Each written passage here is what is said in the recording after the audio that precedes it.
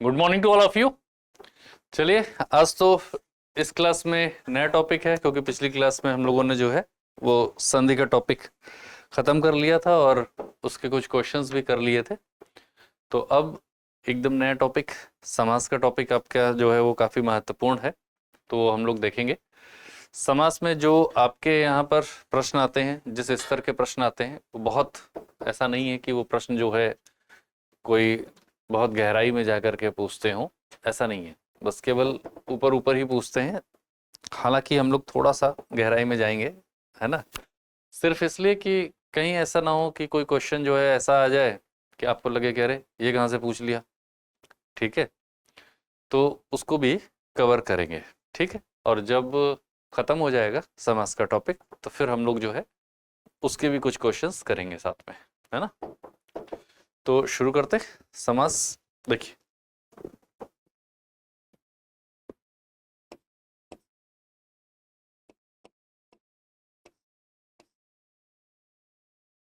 समास के बारे में जनरली जो किताबों में लिखा हुआ है वो तो यही लिखा है कि दो शब्दों या पदों का योग जो है वो समास कहलाता है।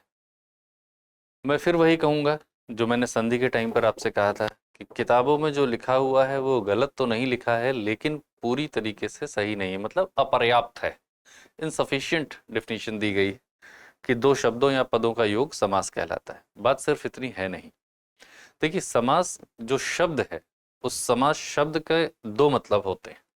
देखिए, समास शब्द का एक मतलब है संक्षेप,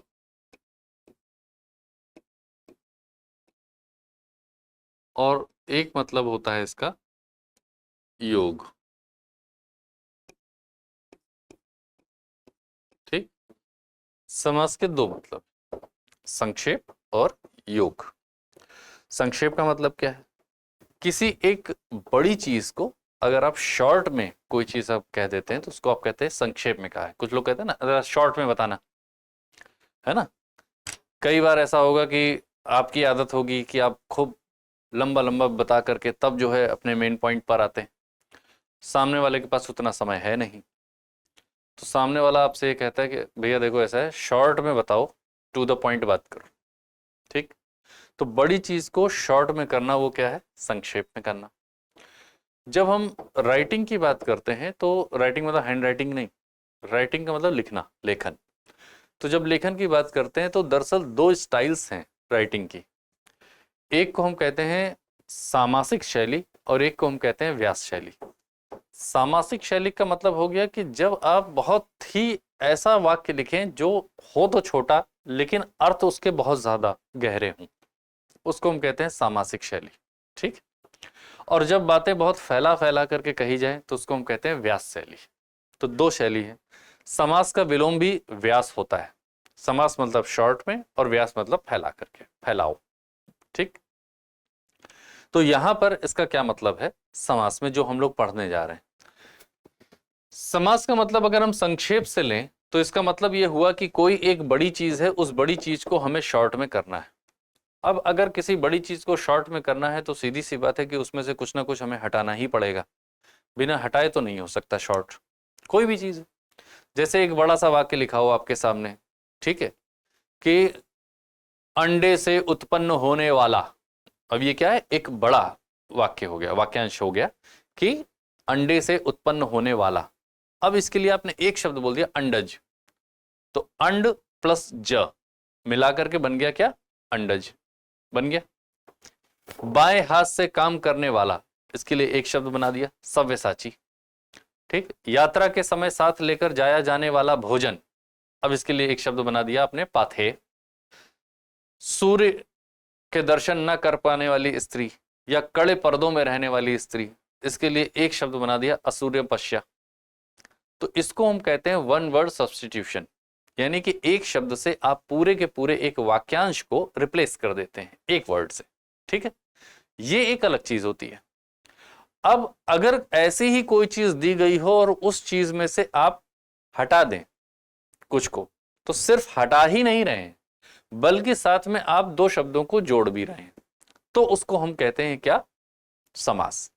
क्योंकि समास का मतलब संक्षेप भी है और योग भी है। जैसे समझिएगा बात को। जैसे कहीं पर लिखा हुआ है, मान लीजिए ये लिखा है विधान के लिए सभा। अब इसमें आपको क्या लग रहा है देख करके कि कौन से दो महत्वपूर्ण शब्द हैं जिनको जोड़ा जा सकता है? तो आप देख रहे हैं कि एक शब्द है विधान और एक शब्द है सभा। ये दो मेन वर्ड्स हैं। और के लिए जो लगा हुआ है ये तो संप्रदान कारक की विभक्ति है। अब ये क्या होती है? तो बचपन में आपने पढ़ा होगा, याद किया होगा, कर्ता ने कर्म को करण से संप्रदान के लिए अपादान से अलग होने के अर्थ में संबंध काकी के अधिकरण में पर संबोधन है अरे, याद किया था ना? ये वही। तो आपने क्या किया कि इसमें से ये जो के लिए लिखा हुआ था, इस के लिए को हटा दिया और इस के लिए को हटा करके आपने इन दोनों वर्ड्स को जोड़ दिया और जोड़ करके एक शब्द बना लिया, क्या? विधान सभा। और ये के लिए किसके साथ लगा था? विधान के लिए लगा था, मतलब विधान के साथ लगा हुआ था ये के लिए। ठीक है, इस तरीके से। या आपने कहा ऐसा है भाई कि सूर्य का उदय हो गया है, तो सूर्य का उदय। तो आपने क्या किया? सूर्य का उदय में का हटा दिया और सूर्य और उदय को जोड़ दिया। अब सूर्य और उदय को जैसे ही आप जोड़ने चले, आपने एक चीज देखी कि इसमें यहां पर आ था और यहां पर ऊ था, और आ और ऊ मिल करके बना देते हैं ओ। तो इसका मतलब शब्द बन गया क्या? ये शब्द बन जाएगा सूर्योदय।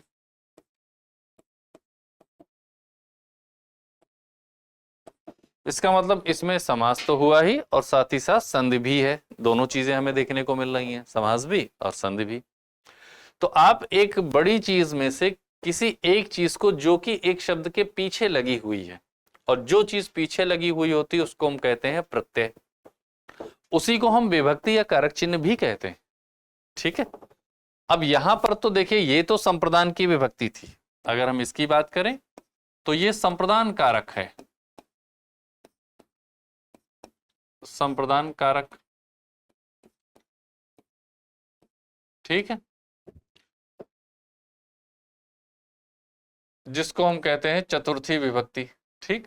और यहां पर जो लगा हुआ है ये क्या है? ये है संबंध कारक।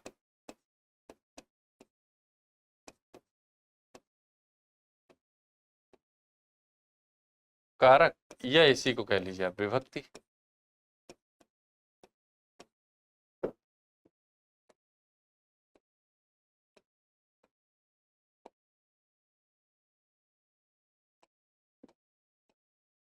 ठीक।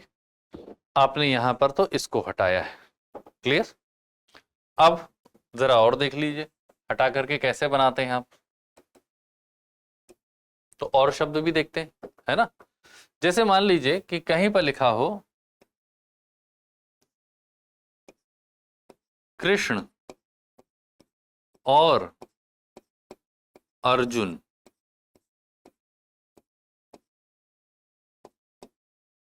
ये लिखा है कृष्ण और अर्जुन। अब कृष्ण और अर्जुन में आपने क्या किया कि ये जो और लिखा हुआ था, इस और को आपने हटा दिया और कृष्ण और अर्जुन इन दो को जोड़ करके लिख दिया। तो यहां पर कृष्ण हुआ और प्लस अर्जुन हुआ।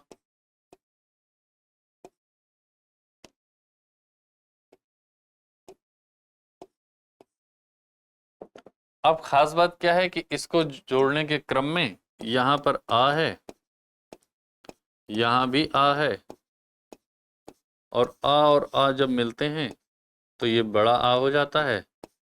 इसलिए जो शब्द बना वो बन गया कृष्ण अर्जुन। ये इस तरीके से। ठीक है। और देखते हैं अभी। देखिए, अब यहां पर हमने लिखा पीत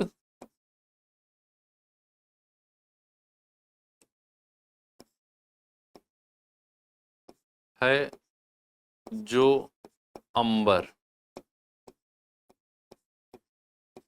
ठीक है। और पीत है जो अंबर में है जो हटाया, इसको जोड़ा, और एक हो गया पीत और एक हो गया अंबर। और यहां पर इनको जोड़ने में यहां पर है अ, यहां है अ, और आ पास पास आए तो बड़ा आ हो गया, और बड़ा आ से ये बन गया पीतांबर, ठीक। अब ठीक इसी तरीके से देखिएगा जरा, हमने एक और चीज लिखी, पीत है जिसका अंबर।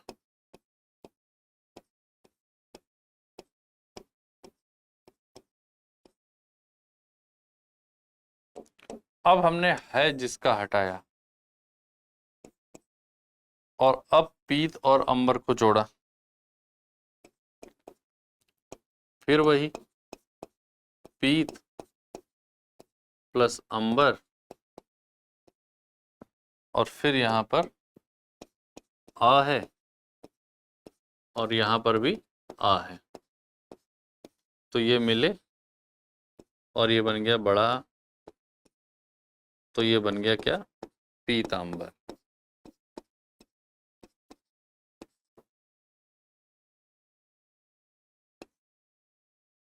अब देखिए, आप इन सब में अलग अलग चीजें हटा रहे हैं। यहां पर आपने क्या हटाया, है जो, यहां क्या हटाया, है जिसका, यानी कि किसी एक थर्ड पर्सन का है यहां पर।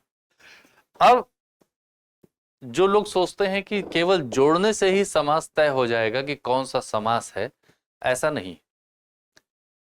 अभी आपने पढ़ा नहीं है, सारे समास आप पढ़ेंगे, लेकिन अगर आपने नाम सुने हों तो आपने सुना होगा बहुव्रीहि समास, आपने सुना होगा कर्मधारय समास। अब देखिए, यहां पर हम हटा रहे हैं है और जो, ये चीज हटाई है, और यहां क्या हटाई है जिसका। दोनों का मीनिंग अलग अलग है। यहां है पीत है जो अंबर, यानी कि एक ऐसा कपड़ा जो पीले रंग का है, अंबर मतलब कपड़ा।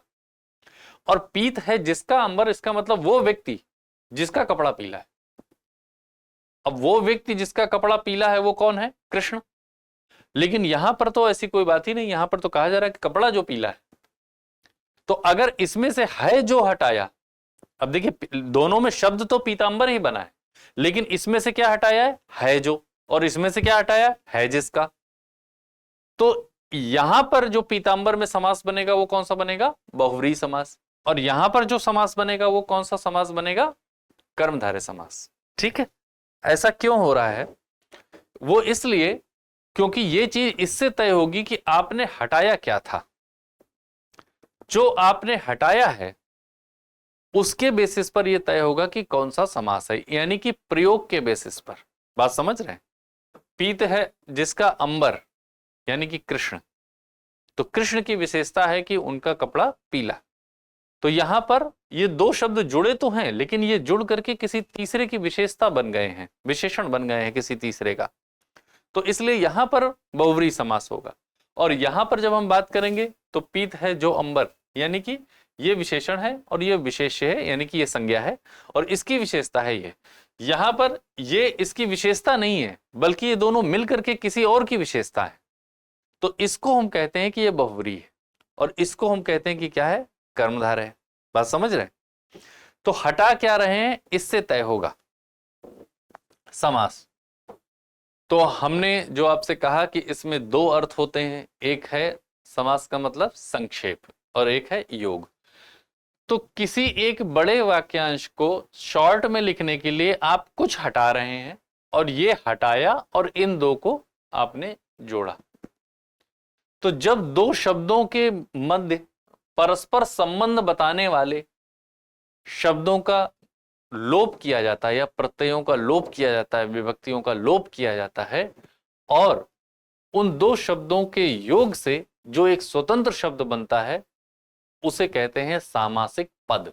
यानी कि इस वाले को क्या कहते हैं? सामासिक पद। देखिए ये जो बना है, ये बना विधानसभा, ये बना यहां कृष्णार्जुन, ठीक है। ये दोनों ही क्या कहला रहे हैं? सामासिक पद।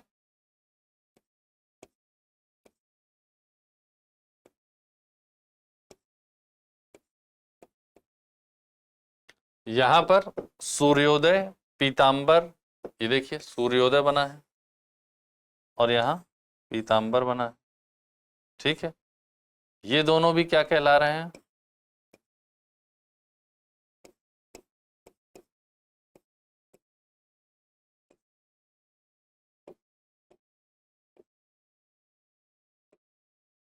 सामासिक पद, ठीक। और ये जो क्रिया हुई है जोड़ने की, ये जोड़ने की क्रिया क्या कहलाती है? समास कहलाती है। तो ध्यान से सुनिएगा बात क्या है। जब दो शब्दों के मध्य परस्पर संबंध बताने वाले, जैसे देखिए एक चीज है, एक शब्द है विधान और एक शब्द है सभा, इनके बीच में रिलेशन कैसे पता चल रहा है? इससे पता चल रहा है, ठीक। तो दो शब्दों के बीच संबंध बताने वाले शब्दों को या फिर प्रत्ययों को, प्रत्यय मतलब जो बाद में लगे हुए हैं, ठीक है, उनको हटाकर, उनका लोप करके, और इन दो शब्दों से जो एक स्वतंत्र शब्द बनता है, इन दो शब्दों के संयोग से जो एक स्वतंत्र शब्द बनता है उसको हम कहते हैं सामासिक पद। और ये जो क्रिया है ये कहलाती है समास। तो समास का मतलब सिर्फ दो शब्दों को जोड़ देना ही नहीं है, क्योंकि अगर सिर्फ जोड़ देने भर से ही समास हो जाता तो फिर कोई दिक्कत ही नहीं थी, फिर तो हमको ये कहना चाहिए था कि इसमें कर्मधारय होगा, लेकिन ऐसा नहीं है। तो क्या कर रहे हैं हम? यहां पर हमने है जो हटाया, यहां पर हमने है जिसका हटाया, तो आपने किस चीज का लोप किया है इसके बेसिस पर पता चल रहा है कि समास क्या है, ठीक। अब इसी को फिर से वही शब्द लगा करके लिख दिए जाएं जिन शब्दों का लोप किया गया था, यानी कि जिनको हटाया गया था, अगर उन्हीं को फिर से लिख करके उन शब्दों के साथ लिखा जाए तो इसको कहते हैं विग्रह, ठीक है। यानी कि समास से पहले की स्थिति में लेकर के जाएं तो उसको हम कहते हैं विग्रह। तो इसका मतलब यह हुआ कि जब आप पीतांबर शब्द का विग्रह करने चलेंगे तो पीतांबर शब्द का विग्रह तो यह भी हो सकता है और पीतांबर शब्द का विग्रह यह भी हो सकता है। हमें कैसे पता चलेगा? इसीलिए नहीं पता चलता, इसलिए क्योंकि समास इससे तय होता है कि आपने लोप किसका किया है, आपने हटाया क्या है, ठीक है, इससे तय होता है। हिंदी में जो समास पूछे जाने का तरीका है वो बहुत ही गलत है। संस्कृत वाला तरीका ठीक है। हालांकि मैंने राजस्थान का जो एक एग्जाम होता है, रीट का एग्जाम, और एक दिल्ली में होता है पीजीटी का एग्जाम, वहां पर तो मैंने कुछ क्वेश्चंस देखे ऐसे कि जिनमें तरीका सही है समास किए जाने का, मतलब समास के प्रश्न किए जाने का तरीका एकदम सही है। वो तरीका इसलिए सही है क्योंकि वहां पर जब समास पूछा जाता है तो एक दो क्वेश्चंस ऐसे थे कि जिनमें सेंटेंस में यूज करके एक शब्द दिया गया था और पूछा गया था कि उस शब्द में समास कौन सा है। तो समास का प्रयोग जिस रूप में किया गया है, जैसे मान लीजिए कि यही शब्द है पीतांबर, ठीक। अब पीतांबर शब्द अगर है यहां पर, तो अगर कहीं पर पूजा पाठ या भगवान की बात चल रही है और तब आ गया है, मान लीजिए कि महाभारत की कहानी चल रही हो, महाभारत की कहानी में कहीं पर पीतांबर शब्द आ जाए, तो वहां पर तो कृष्ण के लिए आप कह सकते हैं कि पीतांबर का इस्तेमाल किया गया है, तब आप बताएंगे कि पीतांबर में बहुव्रीहि समास है। लेकिन अगर पूजा पाठ की बात नहीं चल रही है, भगवान की बात नहीं चल रही है और सामान्य रूप से कहा जा रहा है कि पीतांबर, तो इसका मतलब क्या हो जाएगा? कर्मधारय समास। तो प्रयोग के आधार पर हम देखेंगे कि समास कौन सा है। ठीक है, इसलिए एक शब्द में कई तरह के समास हो सकते हैं, इसमें कोई बड़ी बात नहीं है। मैं आपको एक और एग्जांपल दे रहा हूं, अभी आप देखिएगा। ठीक है, पहले इसको यहां पर कर देते हैं, उसके बाद देखिएगा आप।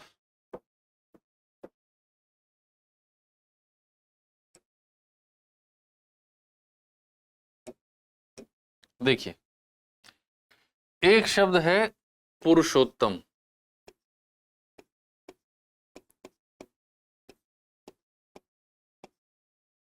अब आपसे अगर पूछ लिया जाए कि पुरुषोत्तम में कौन सा समास है, तो मैंने आपसे क्या कहा कि विग्रह के आधार पर तय होगा कि पुरुषोत्तम में समास कौन सा है, क्योंकि पुरुषोत्तम का कई विग्रह कई तरह से हो सकता है।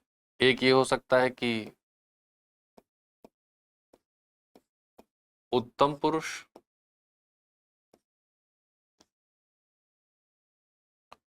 उत्तम है जो पुरुष,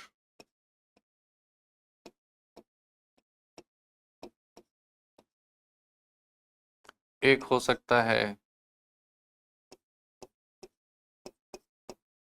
पुरुषों में उत्तम,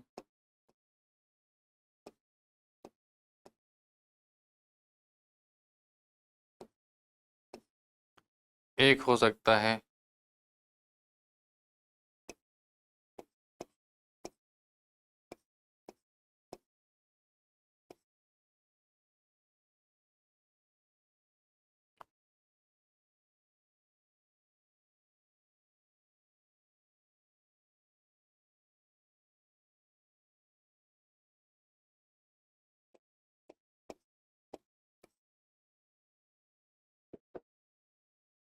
तीन अलग अलग।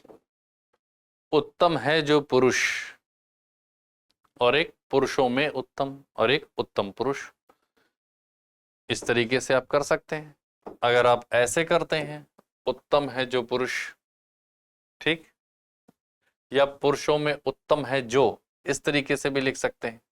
रुकिए, आपको लिख के दिखाते हैं।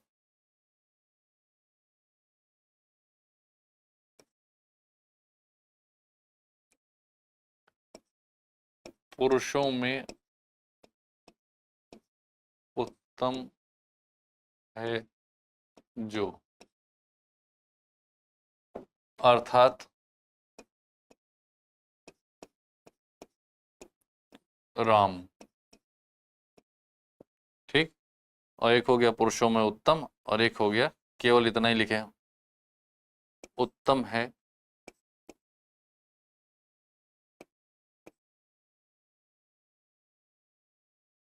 ये गलत लिख गया।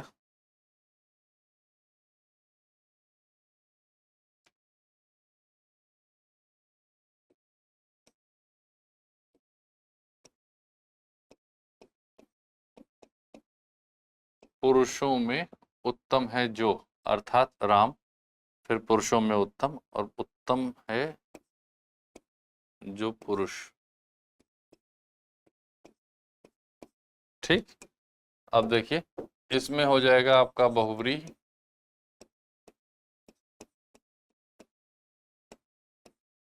इसमें हो गया आपका तत्पुरुष, और इसमें हो गया आपका कर्मधारय।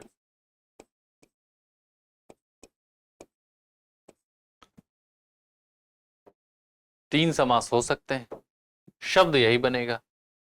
क्यों? क्योंकि आपने इसमें से हटाया क्या क्या है, जरा देखिए।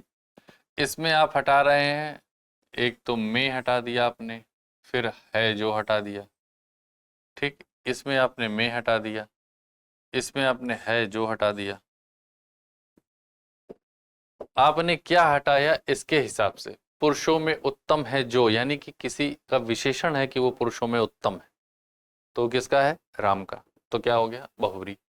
पुरुषों में उत्तम केवल लिखा गया, तो में हटा, ये अधिकरण की विभक्ति है, तो इसलिए क्या हो गया? तत्पुरुष हो गया। उत्तम है जो पुरुष, तो क्या हो गया? कर्मधारय हो गया। तो मैं आपको जो समझाना चाह रहा हूं इन सारी चीजों के द्वारा वो ये कि समास का मतलब क्या होता है। समास का मतलब यह है कि किसी चीज को शॉर्ट में लिखने के लिए आपने उसमें से जो पिछलग्गू शब्द थे, मैं आपको बोल रहा हूं पिछलग्गू शब्द मतलब प्रत्यय, या फिर इन दोनों वर्ड्स के रिलेशन को बताने वाले जो शब्द थे उनको आपने हटा दिया, और उनको हटा करके और तब आपने जो दो मेन वर्ड्स थे उन दो मेन वर्ड्स को जोड़ करके एक सिंगल वर्ड बनाया। वो जो सिंगल वर्ड बनाया वो वही मीनिंग रखे जो मीनिंग ये पूरा रख रहा है। इसीलिए कहा जाता है एक पदी भावः समासः। क्या कहते हैं? एक पदी भावः समासः।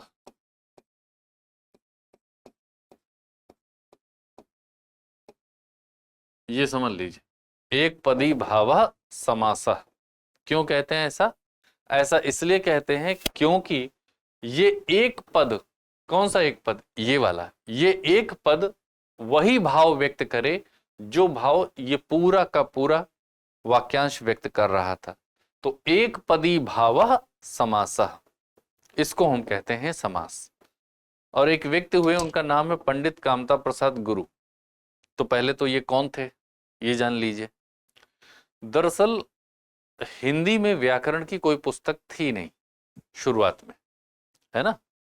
तो हुआ क्या कि बनारस का नाम आप सुने होंगे, वाराणसी, जहां से माननीय प्रधानमंत्री जी जो हैं वो चुनाव लड़ते हैं, वहां के सांसद हैं। तो वाराणसी में एक संस्था थी, उसका नाम था नागरी प्रचारणी सभा।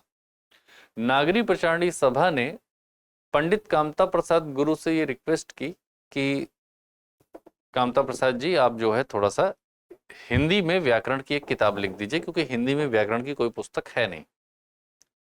तो उन्होंने कहा ठीक है, और उन्होंने पाणिनि के अष्टाध्यायी को आधार बनाते हुए हिंदी में व्याकरण की एक किताब लिखी, और उसका नाम हिंदी व्याकरण ही है। खास बात यह है कि उस किताब का नाम ही हिंदी व्याकरण। तो आप कह सकते हैं कि हिंदी व्याकरण के क्षेत्र में सबसे ज्यादा योगदान देने वाले व्यक्ति कौन है? पंडित कामता प्रसाद गुरु।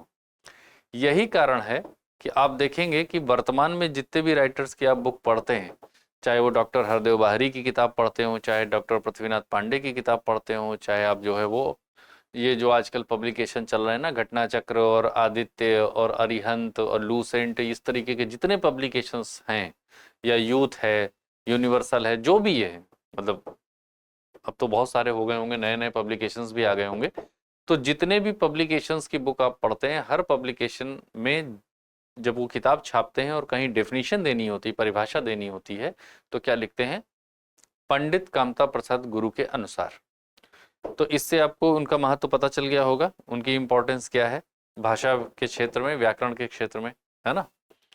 तो पंडित कामता प्रसाद गुरु जी का वो यही कहना है कि दो शब्दों का परस्पर संबंध बताने वाले शब्दों अथवा प्रत्ययों का लोप करके, यानी कि हटा करके, और उन दो शब्दों से जो एक स्वतंत्र शब्द बनता है उसे हम सामासिक पद कहते हैं।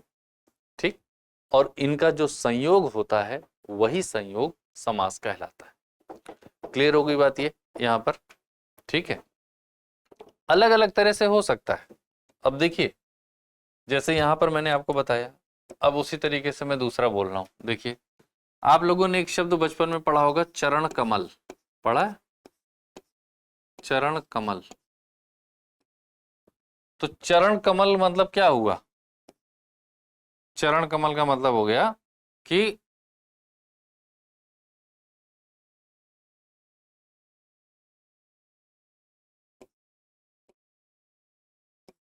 कमल के समान चरण। या तो ये होगा कमल के समान चरण, या फिर चरण जो कमल है, या चरण ही कमल है।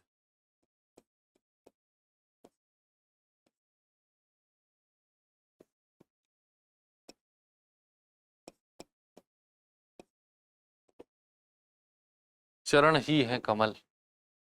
ठीक, कमल के समान चरण कहिए या फिर चरण ही है कमल, दोनों में से कुछ भी कहिए। समास कौन सा होगा? समास है कर्मधारय।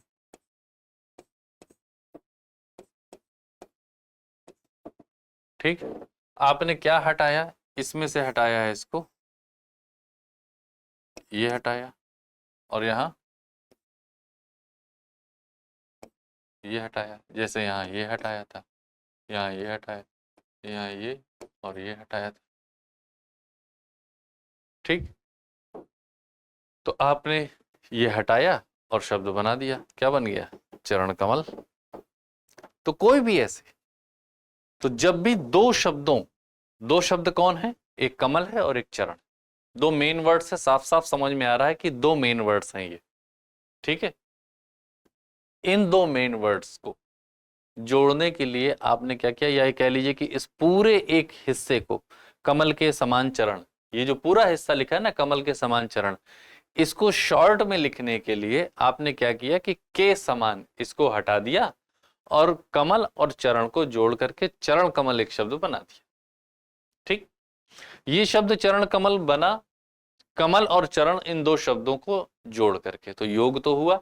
और आपने क्या किया? संक्षेप में लिखा, संक्षेप में लिखा, और संक्षेप में चरण कमल जो है ये वही भाव व्यक्त कर रहा है जो ये वाला भाव व्यक्त इसमें हो रहा था।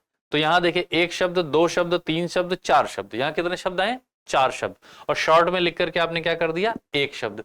तो एक पदी भावा समासा, जब जोड़ करके और जो है वो एक पद में व्यक्त कर दिया जाए वही भाव जो भाव इन चार शब्दों में व्यक्त हो रहा था, तो इसी को हम क्या कहते हैं? समास कहते हैं। पॉइंट क्लियर हो गया होगा? ठीक है, तो हटा करके आप जो है जो जोड़ करके लिख रहे हैं, तो समास का मतलब यह है कि जो जोड़ हुआ है वो जोड़ समास कहलाता है।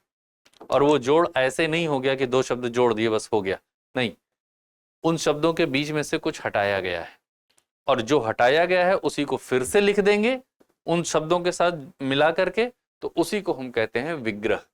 और यही अंतर हो जाता है समास में और संधि में। संधि में बीच में कुछ लगा करके उसका विच्छेद नहीं करते, वहां पर क्या होता है, विच्छेद करते तो एग्जैक्टली जिस जगह पर ज्वाइंट होता है वहीं से तोड़ देते। ठीक, जैसे यहां शब्द देखिए, यहां संधि भी हुई थी, समास भी हुआ था। तो अगर आपसे कोई कहेगा कृष्णार्जुन का संधि विच्छेद करो, तो आपका हो जाएगा कृष्ण प्लस अर्जुन। तो ये है संधि, मतलब ये संधि थी, इस संधि से विच्छेद होगा तो कृष्ण प्लस अर्जुन बनेगा, लेकिन इससे अगर विग्रह होगा तो कृष्ण और अर्जुन बनेगा। यही समझिएगा, जो मैं आपको समझाना चाह रहा हूं वो ये है। देखिए कि अगर यहां से हम यहां की बात करें, ये तो ये है विच्छेद। ठीक, लेकिन अगर यहां से हम यहां की बात करें,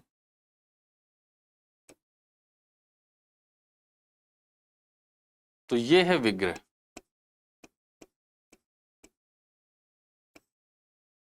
ठीक, मतलब कृष्णार्जुन वर्ड को अगर आप तोड़ करके कृष्ण प्लस अर्जुन लिखेंगे तो ये विच्छेद है, और अगर आप कृष्ण और अर्जुन लिखेंगे तो क्या है? विग्रह। इसी तरीके से यहां पर देख लीजिए, अगर आप लिखेंगे पीत प्लस अंबर तो ये क्या है? विच्छेद है।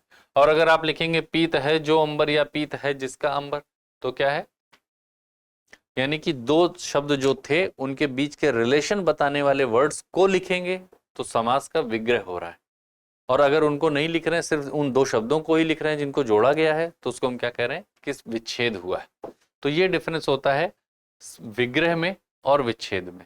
विग्रह होता है संधि का, और सॉरी, विच्छेद होता है संधि का, और विग्रह होता है समास का। पॉइंट क्लियर हो गया होगा ये? ठीक है, अब इसी बात को आप लिख लीजिए, पहले आपको लिखवा देते हैं, फिर उसके बाद बात करेंगे संधि और समास में डिफरेंस की। तो लिखिए,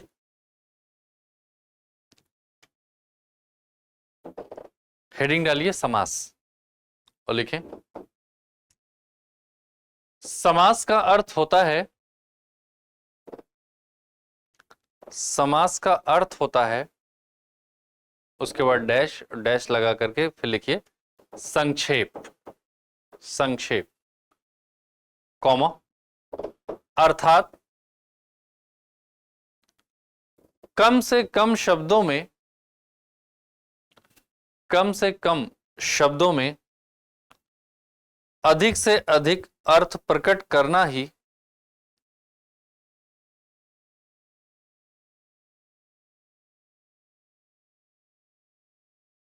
कम से कम शब्दों में अधिक से अधिक अर्थ प्रकट करना ही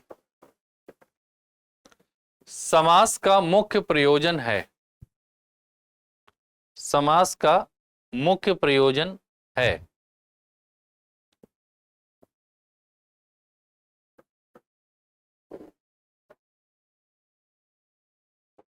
समास का मुख्य प्रयोजन है, पूर्ण विराम। सरल शब्दों में कहा जाए तो, सरल शब्दों में कहा जाए तो दो या दो से अधिक सरल शब्दों में कहा जाए तो दो या दो से अधिक शब्दों का योग समास कहलाता है। अच्छा, दो से अधिक क्यों बोला मैंने आपको? वो इसलिए क्योंकि कई बार ऐसा होता है कि जैसे एक समास है द्वंद्व समास, द्वंद्व समास में आप पाएंगे कि हाइफन लगा करके वर्ड्स को जोड़ते हैं, जैसे राधा कृष्ण, गणेश लक्ष्मी, ठीक है, इस तरीके से। तो बीच में हाइफन लगा है, हाइफन लगा करके आप कितने भी शब्दों को जोड़ सकते हैं, ठीक। जैसे तन मन धन, तो तन हाइफन मन हाइफन धन, तो तन मन धन, तो देखिए दो से ज्यादा शब्द जोड़ लिए गए ना। तो जब परिभाषा दी जाती है तो इसका मतलब ये होता है कि आप सारी चीजें कवर करें उसमें। तो लिखिए दो या दो से अधिक शब्दों का योग समास कहलाता है, पूर्ण विराम। पंडित कामता प्रसाद गुरु के अनुसार, पंडित कामता प्रसाद गुरु के अनुसार, अब अनुसार लिखने के बाद फिर जो है डबल इन्वर्टेड कॉमा में लिखिएगा, पंडित कामता प्रसाद गुरु के अनुसार, उसके बाद डबल इन्वर्टेड कॉमा में लिखिए दो या अधिक शब्दों का, दो या अधिक शब्दों का परस्पर संबंध बताने वाले, परस्पर संबंध बताने वाले शब्दों, शब्दों अथवा प्रत्ययों का, अथवा प्रत्ययों का, प्रत्ययों, प्रत्यय लिख लेंगे, ये लिख दे रहे हैं, देखिए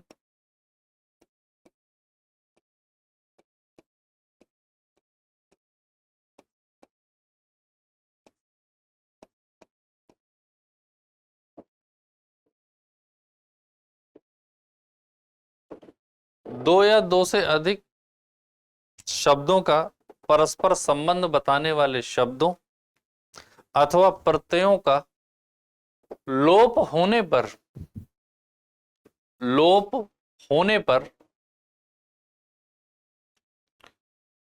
उन दो या अधिक, उन दो या अधिक शब्दों से, उन दो या अधिक शब्दों से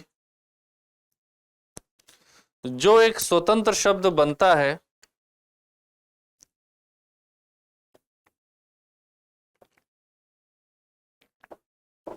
जो एक स्वतंत्र शब्द बनता है, कॉमा, उस शब्द को सामासिक शब्द कहते हैं, उस शब्द को सामासिक शब्द कहते हैं।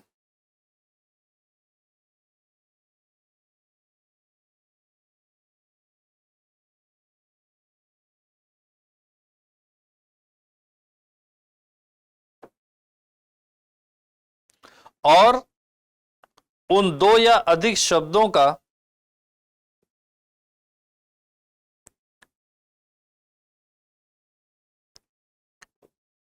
उन दो या अधिक शब्दों का जो संयोग होता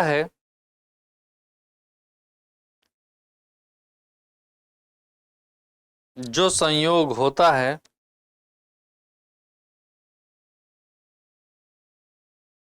कॉमा वह समास कहलाता है।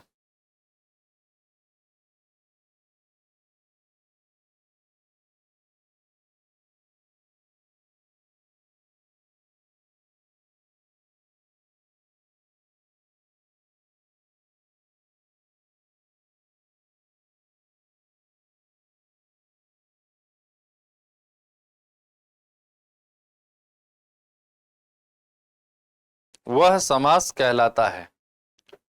पूर्ण विराम, डबल इन्वर्टेड कॉमा क्लोज कर दीजिए। उसके बाद लिखें सामासिक शब्द का, सामासिक शब्दों कर लीजिए, सामासिक शब्दों का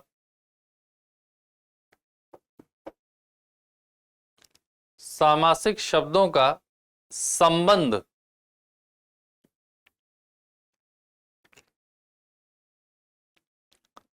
सामासिक शब्दों का संबंध व्यक्त करके,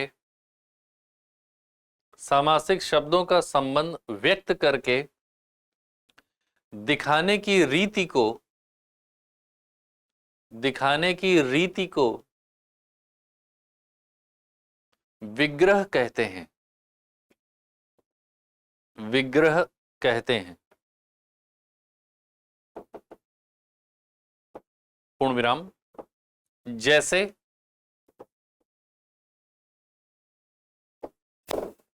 जैसे विधानसभा शब्द का विग्रह होगा,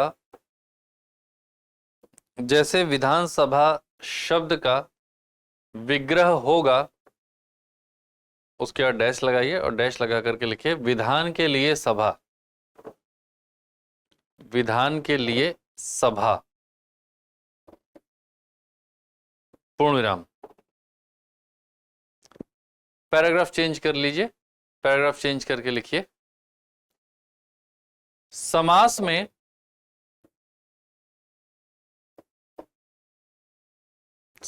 में जब दो या दो से अधिक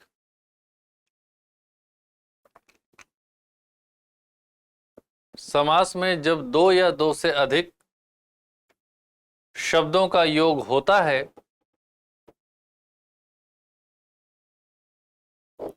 जब दो या दो से अधिक शब्दों का योग होता है तो उनकी विभक्ति,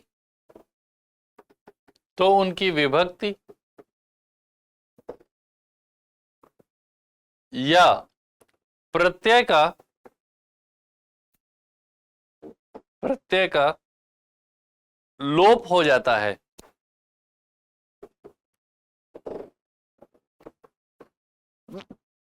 लोप हो जाता है और वे दो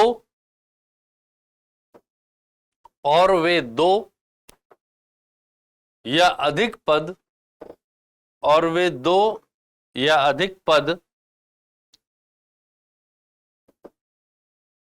एक पद हो जाते हैं, और वे दो या अधिक पद एक पद हो जाते हैं। उसके बाद डैश लगाइए और डैश लगाने के बाद लिखिए ये एक पदी भावः समासः, एक पदी भावः समासः।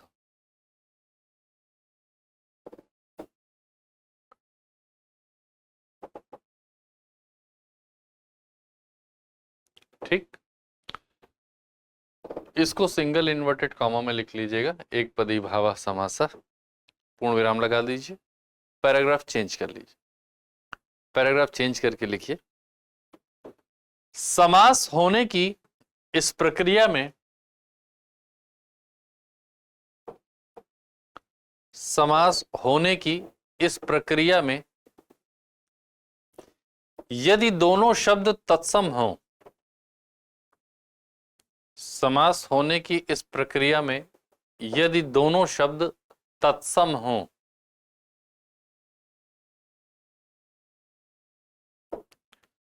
और निकट आने वाले वर्ण, और निकट आने वाले वर्ण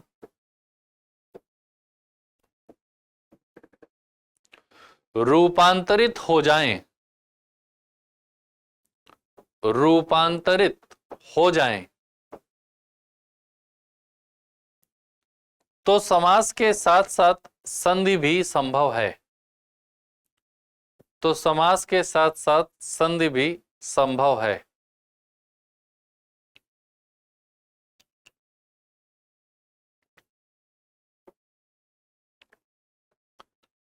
पूर्ण विराम। अब जरा पहले थोड़ा सा समझ लीजिए, उसके बाद बात करते हैं, ठीक। देखिए, मतलब उसके बाद लिखवाएंगे, पहले थोड़ा सा समझ लीजिए कि क्या है मामला। एक चीज आई है तत्सम शब्द। तत्सम शब्द क्या होते हैं, ठीक है, तो समझिएगा बात को। दरअसल क्या है कि हिंदी में शब्दों के दो रूप इस्तेमाल में आते हैं। जैसे आपने देखा होगा कि अगर हम हिंदी की बात करें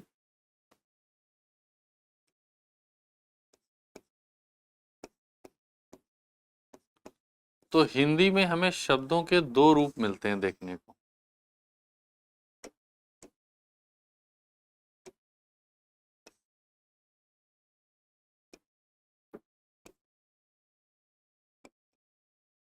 देखिए, जैसे एक है गृह, एक है घर, ठीक, एक है हस्त, एक है हाथ, एक है कर्म, एक है काम,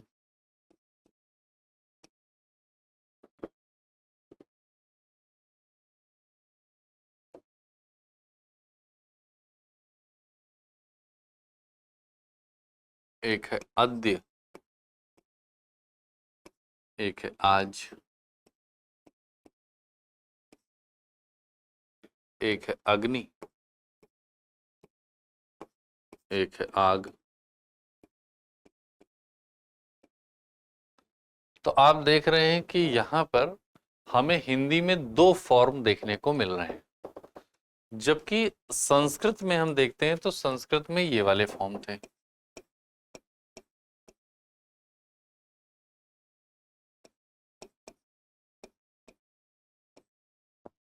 संस्कृत में अगर हम देखें तो एक ही फॉर्म है, गृह है, हस्त है, कर्म है, अद्य है और आपका अग्नि है।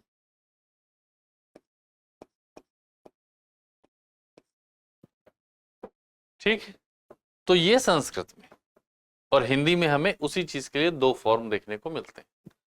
तो यहां पर हम देख रहे हैं कि गृह और गृह, हस्त हस्त, कर्म कर्म, अद्य अद्य, अग्नि अग्नि।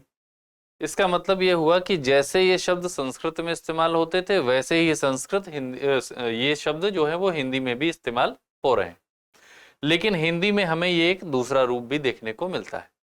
तो चूंकि ये वाले जो हैं, अगर हम इनको देखें, देखिए ये वाले जो हैं ये सब के सब वैसे ही हैं जैसे संस्कृत में थे, एक जैसे। इसलिए इनको कहा जाता है कि ये क्या है, तत्सम है, यानी कि ये संस्कृत के समान है। तत्सम का मतलब हो गया संस्कृत के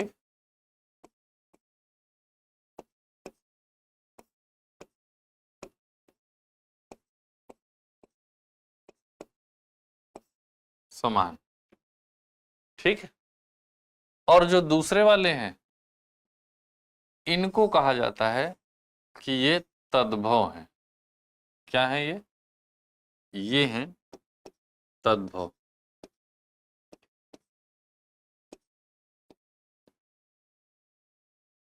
ठीक है, ये एज इट इज है और ये एज इट इज नहीं है बल्कि चेंज हो गए हैं। क्लियर है ये बात। तो इन शब्दों को कहा जाता है तत्सम शब्द। तो संधियां जब भी होती हैं हमेशा तत्सम शब्द में होती हैं, तद्भव में नहीं होती।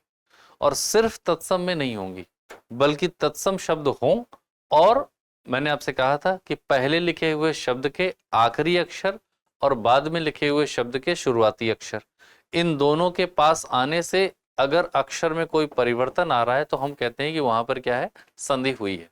तो संधि होने के लिए दो शर्तें हैं। एक, जो दो शब्द आए हुए हैं दोनों तत्सम होने चाहिए, यानी कि संस्कृत के समान होने चाहिए, संस्कृत जैसे होने चाहिए, पहली चीज। दूसरी चीज, जो पास पास आने वाले अक्षर हैं, ठीक है, वर्ण हैं, जो पास पास आए हैं वर्ण, वो वर्ण उन वर्णों में कोई रूपांतरण हो। यानी कि रूपांतरण का मतलब क्या होता है कि एक रूप से दूसरे रूप में चेंज होना।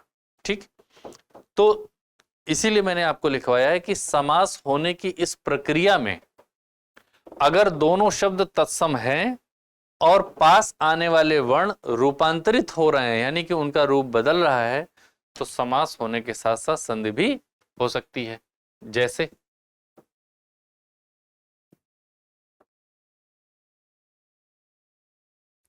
जैसे आपको इसमें देखिए, यहां पर संधि भी हुई है और समास भी हुआ है। पीतांबर में संधि भी हुई है, समास भी हुआ है। सूर्योदय में देख लीजिए, संधि भी हुई है, समास भी हुआ है, दोनों चीजें हुई हैं। ठीक, बात समझ में आ गई होगी यहां पर। तो यही वाला पॉइंट आपको लिखवाया है कि रूपांतरित हो जाए तो समास के साथ साथ संधि भी संभव है। पूर्ण विराम। उसके बाद लिखे, उदाहरण के लिए,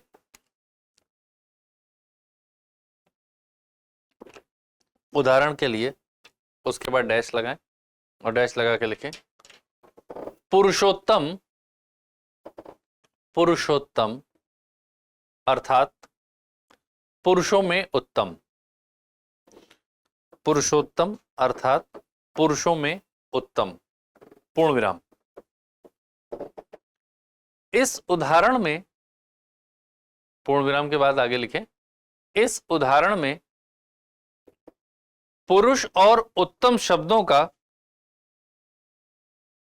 इस उदाहरण में पुरुष और उत्तम शब्दों का परस्पर संबंध बताने वाले, पुरुष और उत्तम शब्दों का, तो पुरुष को और उत्तम को दोनों को सिंगल इन्वर्टेड कॉमा में कर लीजिएगा। पुरुष और उत्तम शब्दों का परस्पर संबंध बताने वाले अधिकरण कारक के, अधिकरण कारक के में प्रत्यय, अधिकरण कारक के में प्रत्यय, में को सिंगल इन्वर्टेड कॉमा में कीजिएगा, केवल में को कीजिएगा बस। ठीक है, अधिकरण कारक के में प्रत्यय का लोप होने से, अधिकरण कारक समझ रहे हैं ना, जो याद किया है बचपन में, कर्ता ने कर्म को करण से संप्रदान के लिए अपादान से अलग होने के अर्थ में संबंध का की के अधिकरण में पर। तो अधिकरण के चिन्ह क्या होता है कारक का, में। तो अधिकरण कारक के में प्रत्यय का लोप होने पर, तो क्या है कि में को जो है वो सिंगल इन्वर्टेड कॉमा में कर लीजिएगा। लोप होने से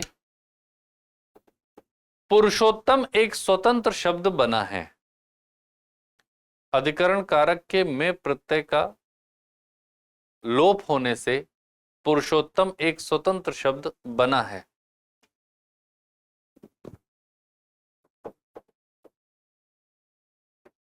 पूर्ण विराम। अतः सामासिक शब्द,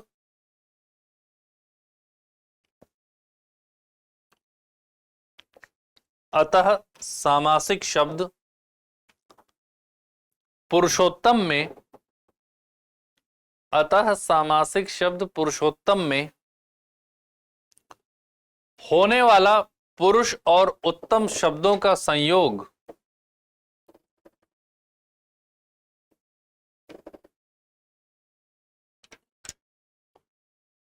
सामासिक शब्द पुरुषोत्तम में होने वाला पुरुष और उत्तम शब्दों का संयोग समास है, समास है। पूर्ण विराम। साथ ही कॉमा, इसमें जुड़ने वाले,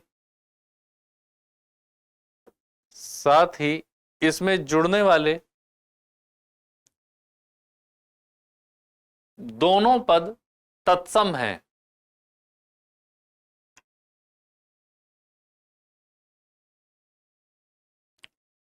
जुड़ने वाले दोनों पद तत्सम हैं तथा निकट आने वाले वर्ण, निकट आने वाले वर्ण अ और उ, छोटा अ, देखिए कहां है पुरुषोत्तम, ये यहां पर पुरुष प्लस उत्तम है ना, तो पुरुष के अंत में क्या है अ, और उत्तम के शुरुआत में क्या है उ, तो अ और उ दोनों पास पास आए हैं। तो लिखिए दोनों पद तत्सम है तथा निकट आने वाले वर्ण अ और उ, छोटा अ और छोटा उ, तो ये अ और उ को सिंगल इन्वर्टेड कॉमा में लिखिएगा, और को नहीं, केवल अ को और उ को। ठीक, अ और उ गुण संधि के अनुसार, गुण संधि के अनुसार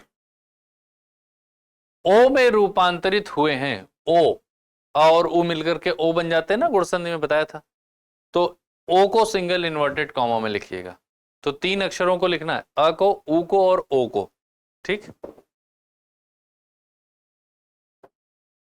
अ और उ गुण संधि के अनुसार ओ में रूपांतरित हुए हैं, कॉमा, अतः यहां संधि भी हुई है, अतः यहां संधि भी हुई है। पूर्ण विराम।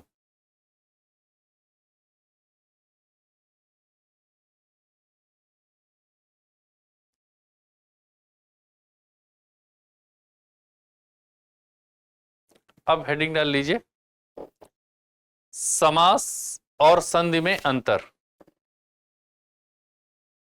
हेडिंग डालिए, समास और संधि में अंतर।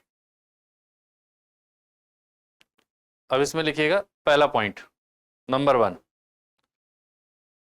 समास और संधि में अंतर यह है,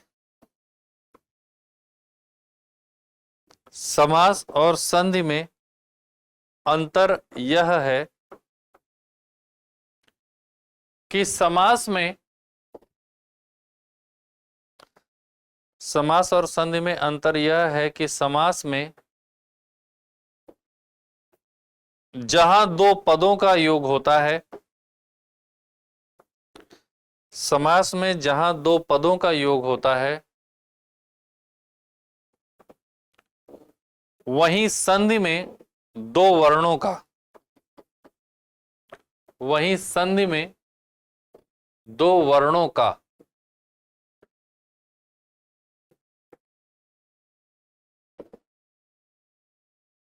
पूर्ण विराम। इसीलिए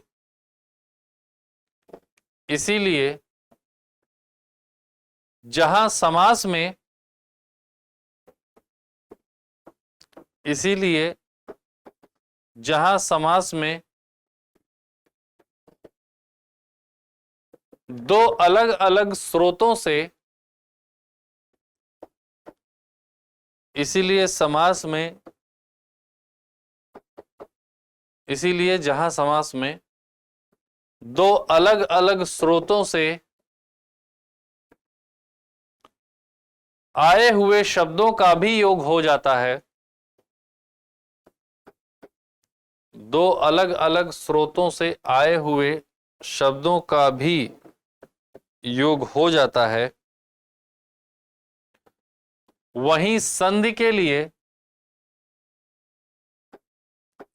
वहीं संधि के लिए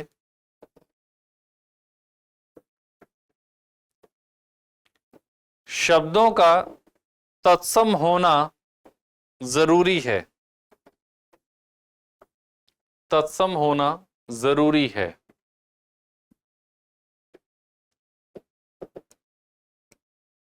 जरा ये पॉइंट समझिएगा। देखिए ये मैंने लिखा टिकट, टिकट शब्द जो है वो है अंग्रेजी का,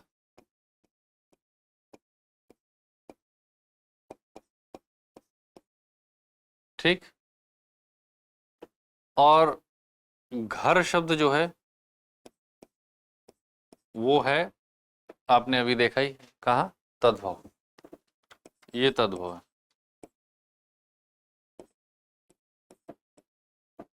तो दो अलग अलग शब्द हैं, टिकट अलग है, घर अलग है, लेकिन इनको जोड़ करके आप एक शब्द बना देते हैं, टिकट घर। टिकट घर का मतलब क्या होता है? टिकट के लिए घर। तो यहां पर समास हो गया, दो अलग सोर्सेस से आए शब्द। लेकिन यहां पर संधि नहीं हो सकती। संधि होने के लिए क्या जरूरी है? मैंने आपसे कहा दो चीजें, एक दोनों शब्द तत्सम हो, और जो वर्ण पास पास आए हैं वो रूपांतरित हो, यानी कि बदले भी, उनमें परिवर्तन भी आए, ठीक है, विकार आएगा तभी संधि होगी। समास में ऐसा नहीं होता। पॉइंट क्लियर है? ठीक है।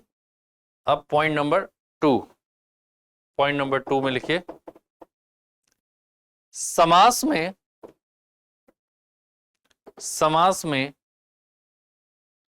जहां पदों के प्रत्ययों का लोप हो जाता है, ये देखिए ये जो क्रॉस किया है ना, हटाया है, इनकी बात कर रहे हैं, ठीक है ना।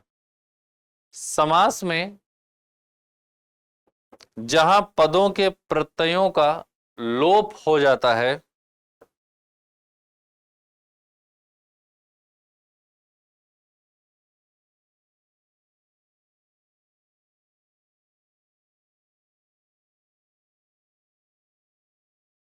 पदों के प्रत्ययों का लोप हो जाता है, वहीं संधि में, वहीं संधि में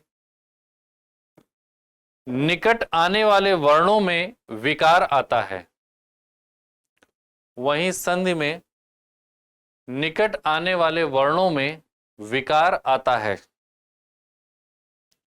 और वे रूपांतरित हो जाते हैं, और वे रूपांतरित हो जाते हैं।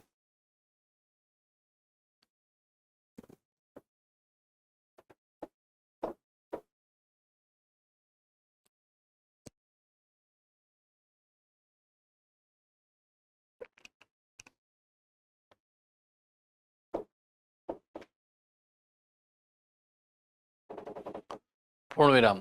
पॉइंट नंबर 3 लिखिए, समास पूर्व की स्थिति, समास पूर्व यानी कि समास से पहले की स्थिति, समास पूर्व की स्थिति विग्रह कहलाती है। समास पूर्व की स्थिति विग्रह कहलाती है, जबकि संधि का, जबकि संधि का विच्छेद होता है, जबकि संधि का विच्छेद होता है।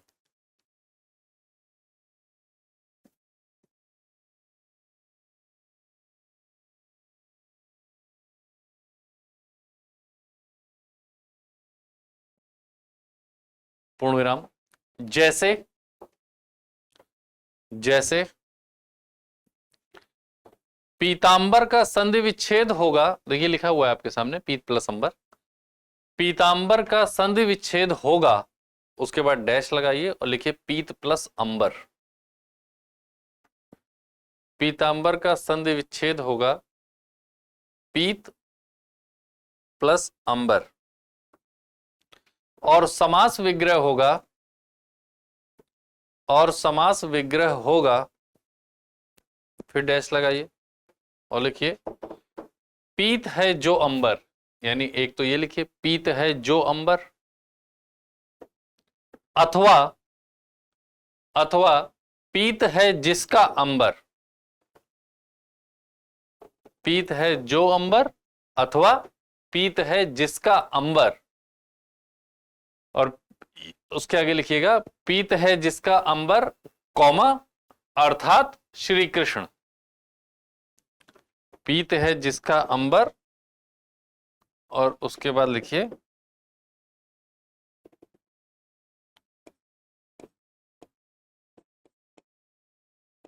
अर्थात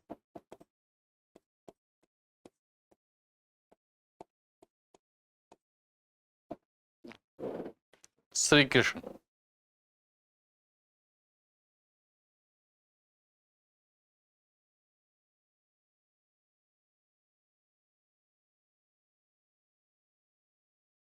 ठीक है,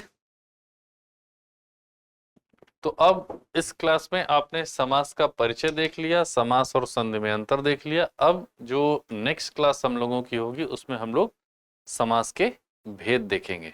ठीक है, तो इस क्लास में अभी के लिए इतना ही, अगली क्लास में मिलते हैं। धन्यवाद।